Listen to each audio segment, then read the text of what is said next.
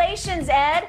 The university made the announcement yesterday. Reed, of course, a 5-time All-Pro player, plus winning a Super Bowl with the Ravens. Shannon, what's your reaction to this latest hire? I'm very happy for Ed. Played against him, broke him down on tape, watched him after I retired. In my estimation, he's the greatest safety there. You didn't cross his path and No. Yeah, he came. The year I left, he came. Okay. And so, know him. And I talked to him, but I don't remember where I talked to him recently, Skip. And I asked him about coaching because I think he was in like some advisory role at the U. Yep. And he said, well, my son, he got a teenage son. I think he might be in high school now. And he says, I want to see him. I want to be there for him, see him play, do his thing, and then I'll entertain it afterwards. And so I was surprised by the hire. I mean, I was surprised that he took a head coaching job that's going to possibly take him away from seeing his son, grow up as far as in play sports. But I'm very happy for him. It's hard to argue his skills. There's no debating the plays that he can make, his understanding, his knowledge of the game. But coaching is more than about what you know. Can you assemble a staff that know and teach? Because you can't teach every player. And so that's what Coach Prime was able to do. He assembled a great staff. He did. He had Zim. He had Dennis Thurman. He had Mathis. Yeah. He's gotten guys that know the game. Obviously, he's going to oversee everything. And so that's what Ed's going to have to do. He got Alabama's coordinator to go to Colorado. He got Kent State's head coach as an OC. Ooh. So that's what Ed's going to have to do. Ed knows the game. It's all about your staff, and it's about recruiting. Can you hit the trails and get the type of recruiting trail and get the type of player that you need in order to win games? I'm very happy for Ed. Hopefully he has success, but we can't measure because I know it's gonna happen, Skip. But this is what Coach Prime did. It didn't take Coach Prime no time. Don't treat this like Michael Jackson and Thriller. Let everybody be unto themselves. Michael, he couldn't contain himself because he could never make another album to do 100 million copies. Even though Bad and the albums that came after that were doing 10 and 12 million copies, he but it's not Thriller. Everybody that comes to these historically black universities, especially if they're from the NFL, they're not going to be Coach Prime. No. There's only one of that guy. I've told you, he's as rare a human as I've ever encountered. Right. And you know him very well. I do. I loved that Ed took this challenge. I loved it for Bethune Cookman in Daytona Beach, Florida, because you can argue in one day they got more publicity than they've gotten in their historic life. True. Now the hard part starts because Deion set that bar high. He did. Deion went and recruited a Travis Hunter out from under Georgia and Alabama and USC. Name them, everybody. They wanted Travis Hunter because he's a difference maker of the highest caliber.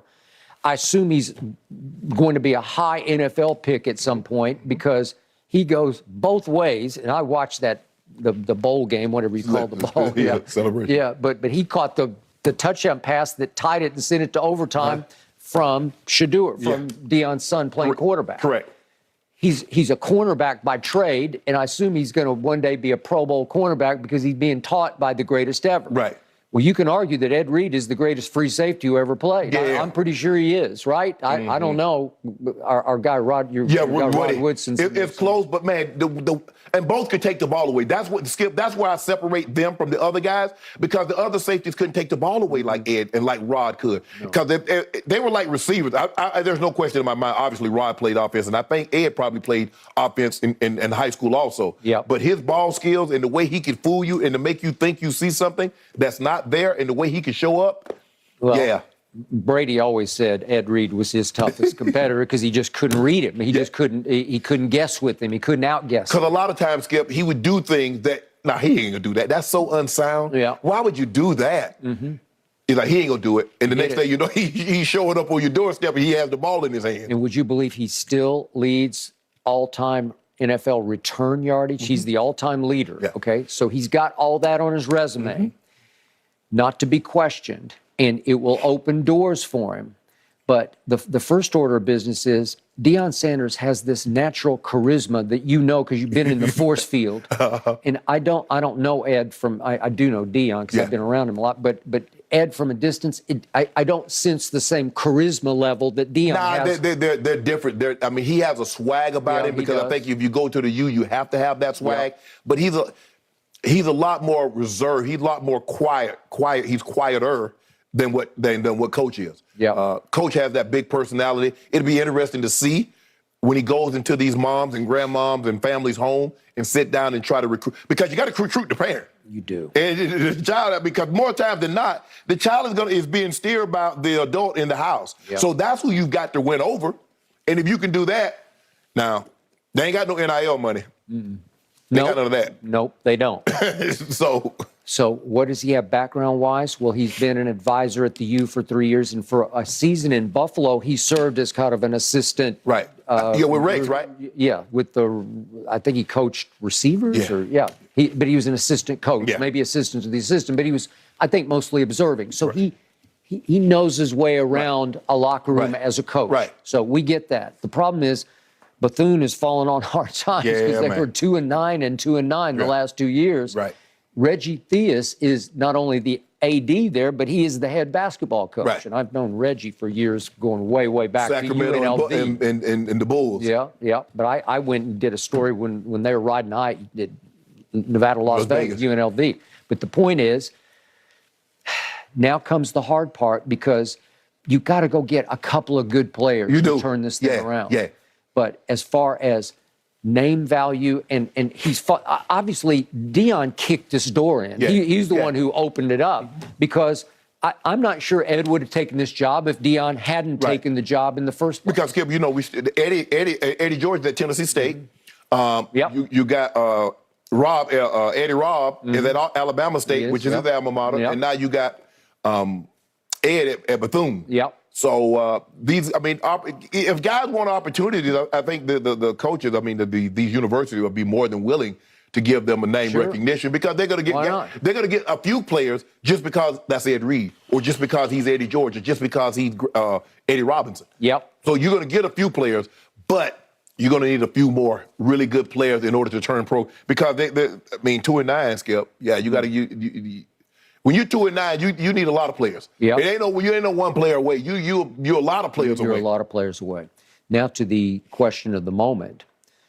If just, for instance, Savannah State ever called and said, Shannon, we need you to come home and save our program, would you do it? Would you become the head coach at Savannah State, or name some place? I don't know, Jackson State. No.